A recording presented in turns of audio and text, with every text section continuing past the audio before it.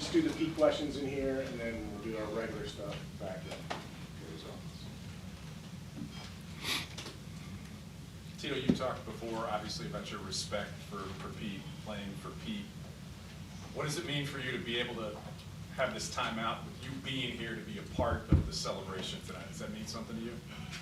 Yeah, I think it means something probably to everybody's going to be here tonight. I'll be sitting in the dugout watching and hoping that, his family is enjoying it, and there's going to be a lot of cool things, I'm sure, look backs at Pete and stuff like that, which I always enjoy anyway. Oh, go ahead.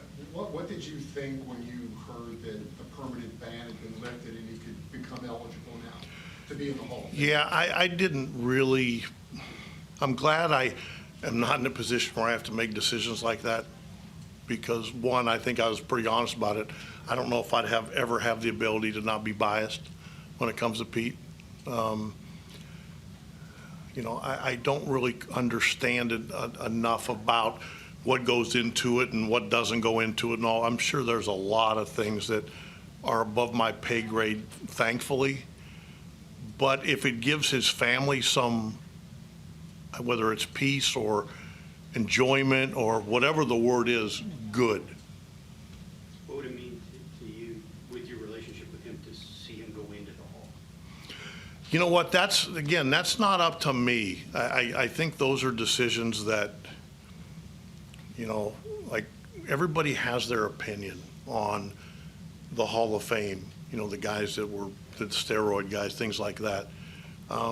My opinion was always, I thought, because baseball kind of put their head in the sand back 30 years ago, as an industry, we kind of paid a price for it. And I think it puts the writers in an impossible position. That's why I thought what, if you think a guy's numbers are worthy, do it. And then if you want to write something on the plaque, and again, that's just my opinion. And I know I oversimplify things, but what Pete did as a player, if he's not in, there is no Hall of Fame.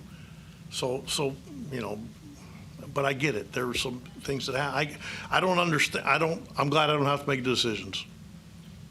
Terry, do you have a moment or a memory of Pete that epitomizes who he was to you in your relationship? Oh boy, I'm not good at moments.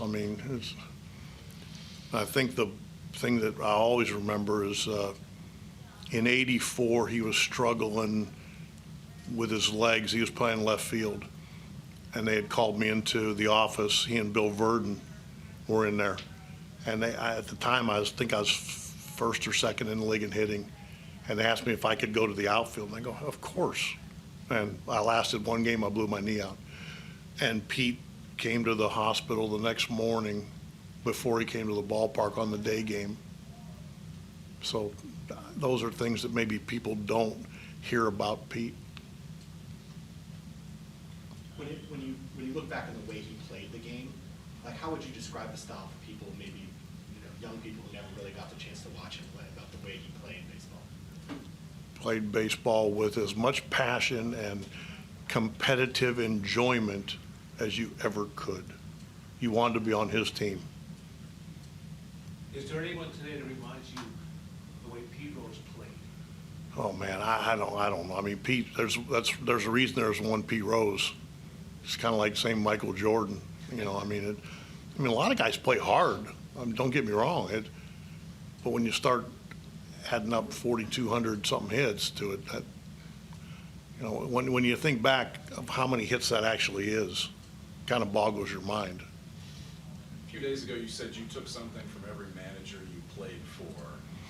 What do you take that you use now in your career, maybe that you got from Pete? Oh man, I love the way Pete had a way of, he could kind of yell at you without yelling at you.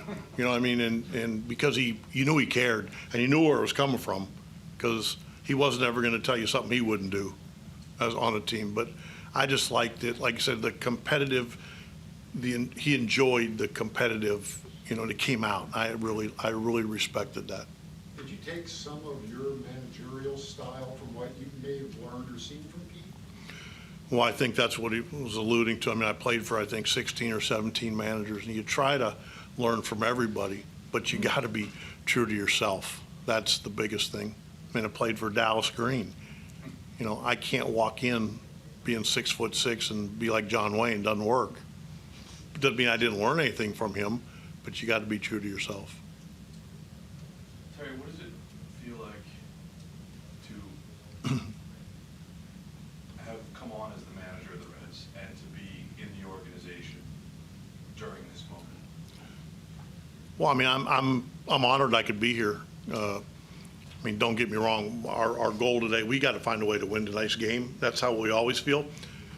But I will be honored to be out there and watch. Sure. Do you remember the first time you ever met Pete? And what you were thinking when you went to meet him? I do, actually. It was the playoffs in Philadelphia in '81, and I bunted on Mike Schmidt and beat it out. And Pete was down at first laughing. And then next time up, I turned around and bunted on him at first, and he thought it was the greatest thing ever. Were you safe when you bunted? Yeah. Okay, just want to make sure. Do you consider yourself emotional on occasions like this, that type of emotion of remembering and thinking? I don't know. How do you know? Emotions are, at 2 in the afternoon or whatever, no, Yeah. but who knows? I mean, Yeah. I don't know. That's what emotions, that's the cool thing about emotions. All right, thanks, guys. All right. Jump to those officers for the regular game tonight.